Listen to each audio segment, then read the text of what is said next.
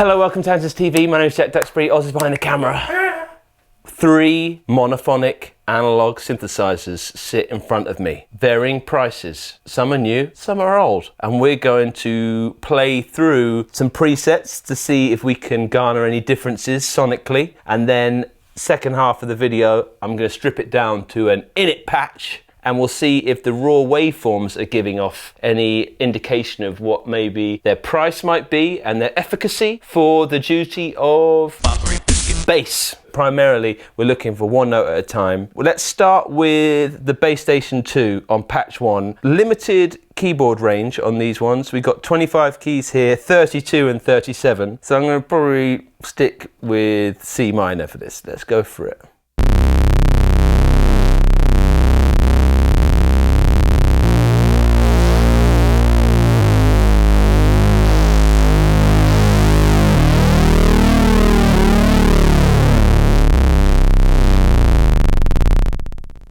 Menacing. This is patch 1 on the Messenger. Getting a lot more out of the keyboard.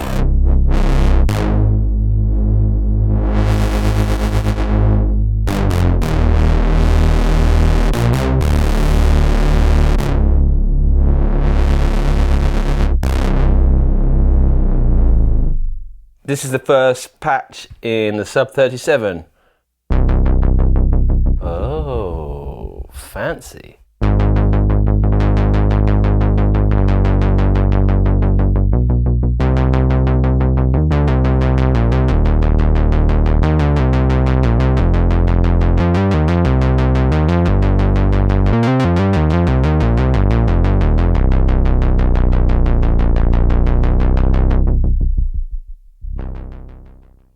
Very fancy. Let's just flick through some of these, see if we get an idea of their identity. A small duck.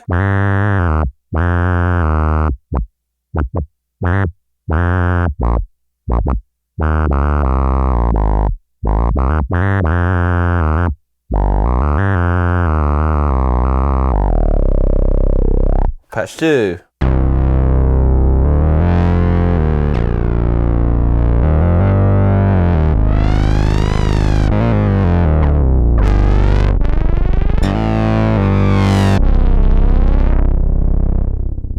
I dig the aftertouch sensor. It's one of the finest I've ever touched. Patch 2.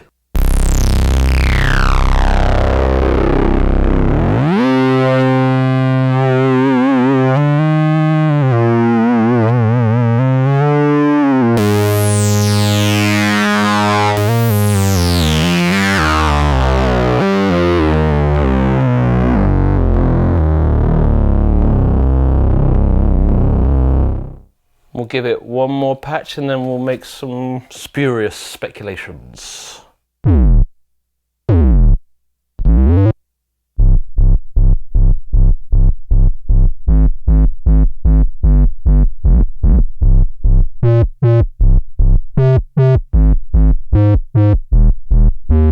Bit of wob wob.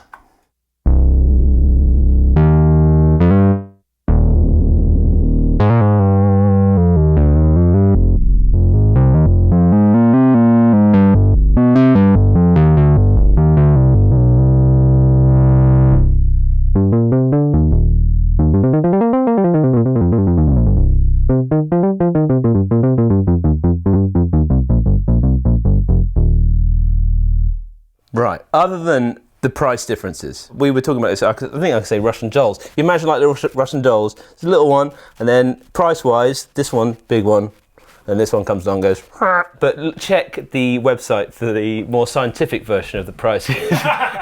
But forgive us, it's changing all the time. That's why we can't talk about it, because, you know, never someone might slap a tariff on something.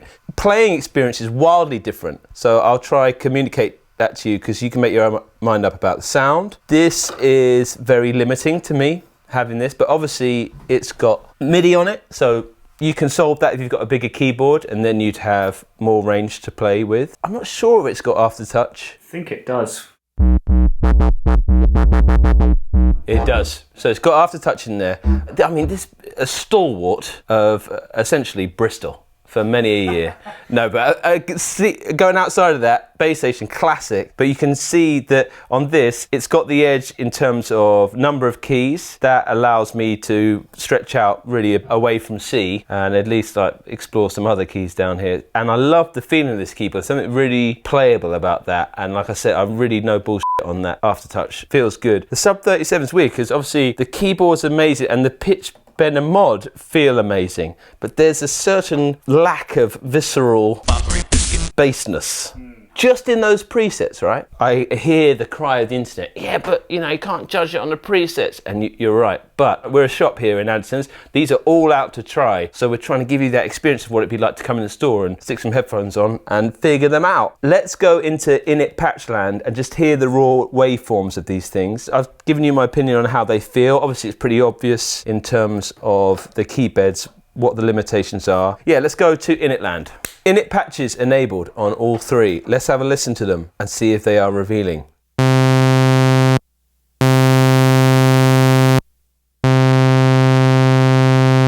I already hear some differences. They all have multiple oscillators, so my dream here is to add another saw wave to those, maybe slightly detune them, and then see how the filter reacts and just see if that gives you an idea, hopefully it gives you a better idea of how these might be to work with. Obviously I'm not going off into the weeds, but these core building blocks, this is what I want to see in a video. I'm always going down to this with synth bass. So let's see on here. So we've got that. And we can judge its usability because I do not have any experience with these other than that, and that was fleeting. So I've got one oscillator up here. 2 oscillators in the mix. Let's go to here.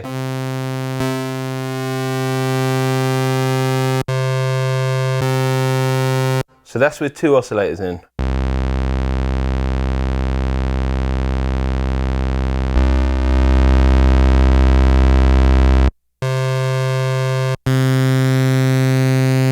Wildly different timbres for you Americans. No English people sticking up for me in the comments, by the way, about timbre. I know I'm now a timbre man. No, I've seen it. I've seen people defending. I saw someone defend the Ethernet thing. I accept Ethernet. I accept that I just grew up in Dorset and it didn't get down there. Cat 5. I should have said just Cat 5. Can't fivet. Cat.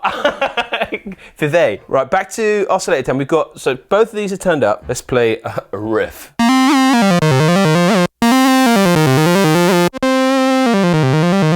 Oh my God, yeah, there's some little of harmonic something going on there, and that's worth the price of admission alone, that wheel, I'm telling you. Okay. If you're a pitch wheel snob like me. I can see sub oscillators on all of them, so let's bring in a sub.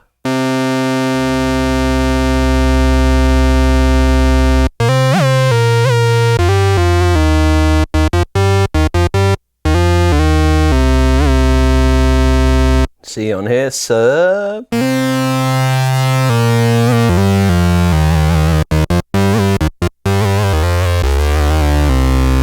Fat.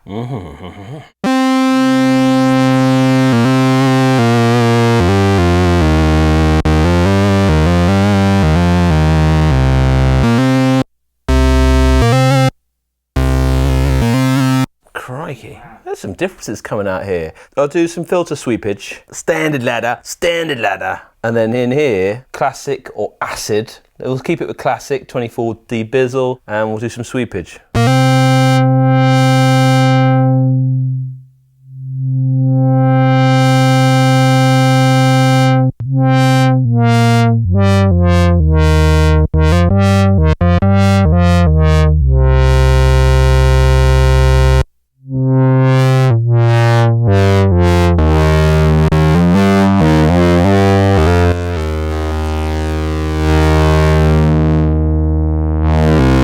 Wow, there's a lot of colour in there.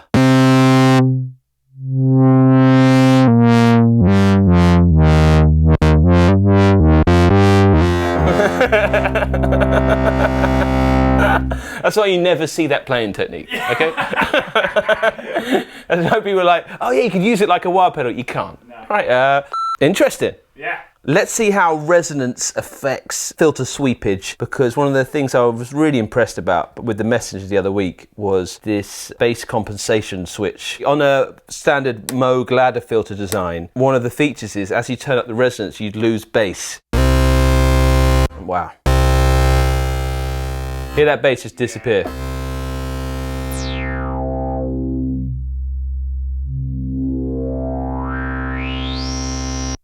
We can hit the res bass switch. There we go.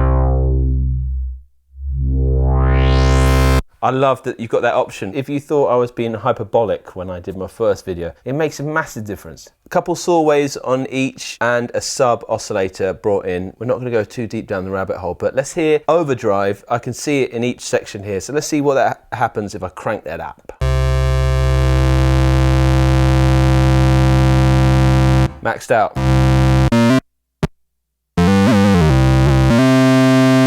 With resonance.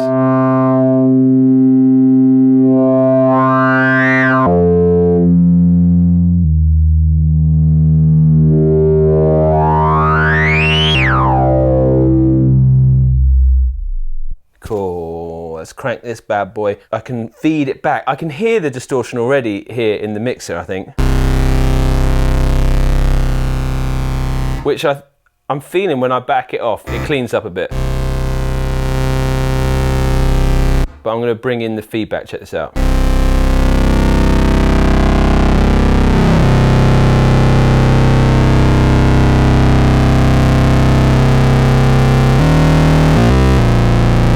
That's insane. It's weird because it's not going too much louder on the meters, but the added harmonics means the perceived volume. And obviously, when you try to tuck that into whatever recording you're doing, it's going to be amazing for intelligibility on small speakers. I dig that a lot. Let's hear the multi-drive in here.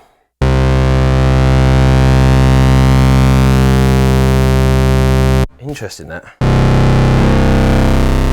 Fundamentally different character.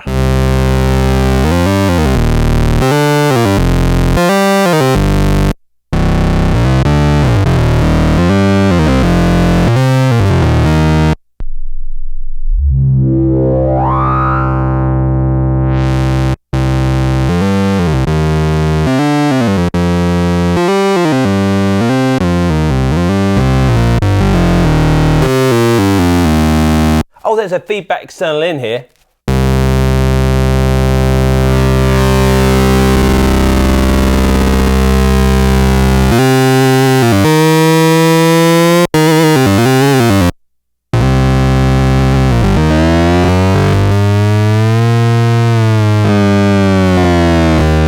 Wow, that's cool. I don't know, just moving through the harmonics with a bit.